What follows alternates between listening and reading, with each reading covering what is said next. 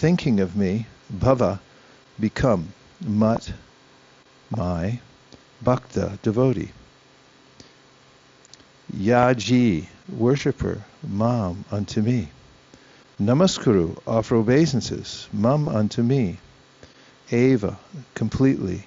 Ashyasi, you will come. Yuktva, being absorbed. Evam, thus, atmanam, your soul. Matparayana, devoted to me. Engage your mind always in thinking of me, become my devotee, offer obeisances to me and worship me. Being completely absorbed in me, surely you will come to me.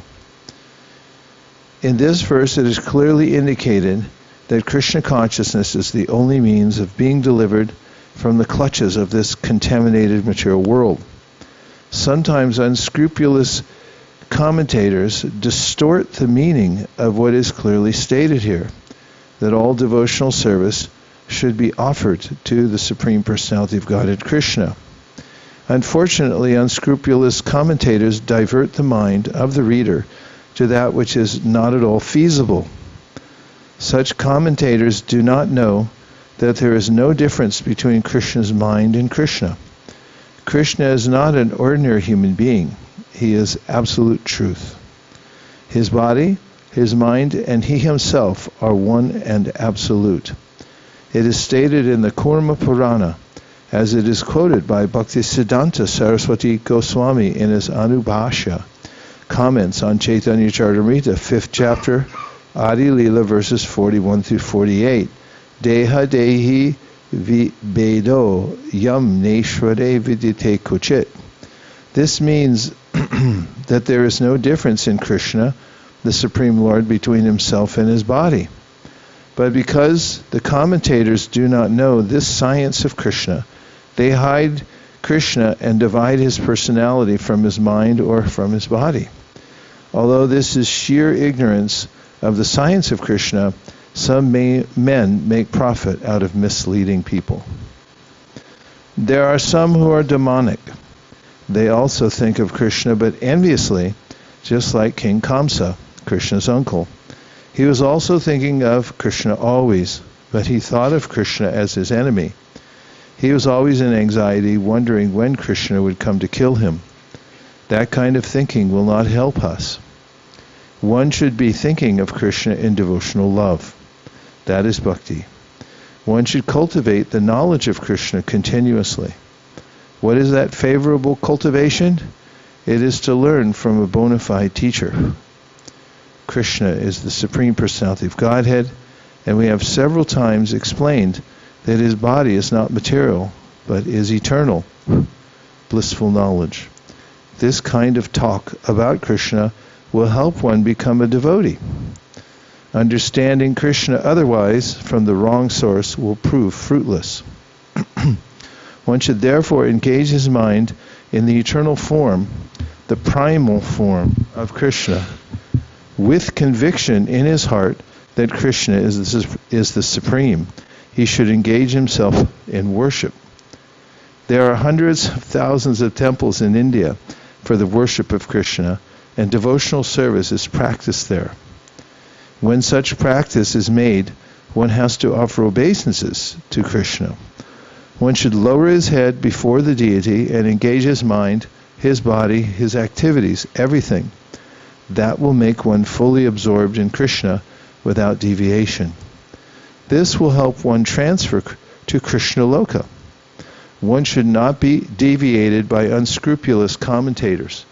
One must engage in the 9 different processes of devotional service, beginning with hearing and chanting about Krishna. Pure devotional service is the highest achievement of human society. The 7th and 8th chapters of Bhagavad Gita have explained pure devotional service to the Lord, that is free from speculative knowledge, mystic yoga, and fruitive activities. Those who are not purely sanctified may be attracted by different features of the Lord, like the impersonal Brahmajyotir and localized Paramatma, but a pure devotee directly takes to the service of the Supreme Lord. There is a beautiful poem about Krishna in which it is clearly stated that any person who is engaged in the worship of demigods is most unintelligent and cannot achieve at any time the supreme award of Krishna. The devotee in the beginning may sometimes fall from the standard, but still he should be considered superior to all other philosophers and yogis. One who always engages in Krishna consciousness should be understood to be a perfect saintly person. His accidental non-devotional activities will diminish, and he will soon be situated without any doubt in complete perfection. The pure devotee has no actual chance to fall down, because the Supreme Personality of Godhead takes care of his pure devotees. Therefore, the intelligent person should take directly to the process of Krishna consciousness and happily live in this material world. He will eventually receive the supreme award of Krishna. Let's do a Mangalacharana. We can do the one starting with Om Jnana. Om Jnana Timirandasya Jnananjana Shalakaya. It's also in your book, in case anybody doesn't know it. What page?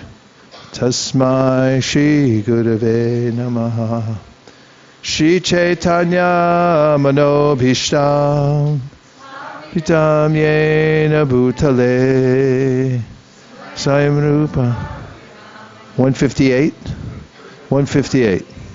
Padantikam Vandeham Sri Guru Sri Yuta Padakamalam Shri Gurun Vaishnavamscha Shri Rupam Sagrajatam Sahagana Raghunatham Vitam Tham Sajivam Sadvaitam Sadvatutam Parijana Sahitam Krishna Chaitanya Devam Sri Radha Krishna Padan Sahagana Lalita Shri Vishakan Vitamscha.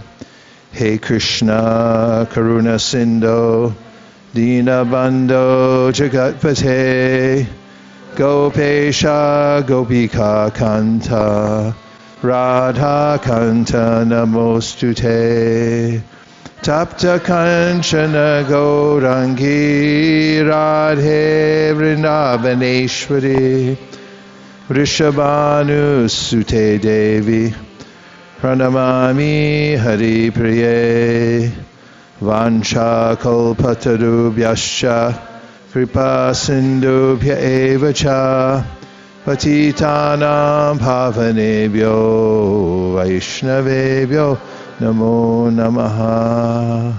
Jaya Shri Krishna Chaitanya Prabhu Nityananda Shri Advaita Gadadhara Shivasari Gaura Bhaktavinda Nitai Namineche Namirhate Sharamuyena Dite Chere Nitai Namineche Namirhate Sharamuyenam Dite Chere.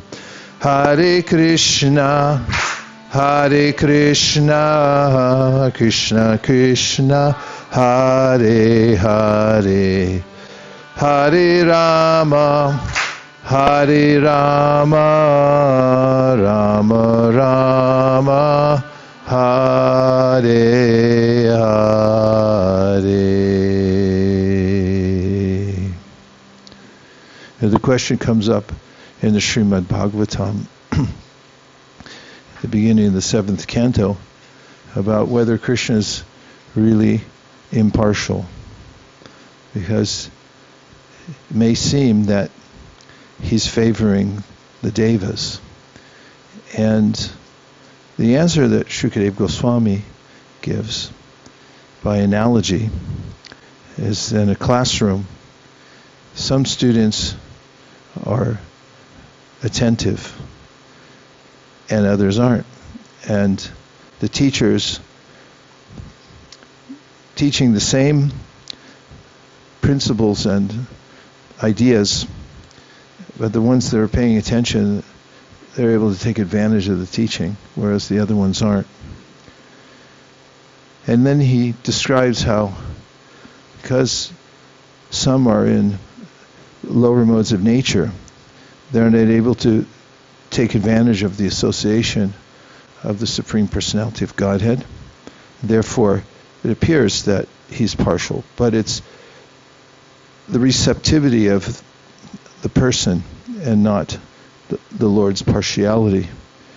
Another example that Prabhupada gives is that the sun is equal to everyone.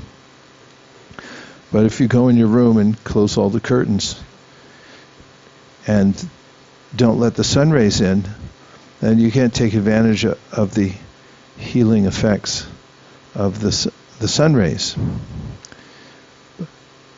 It's also mentioned that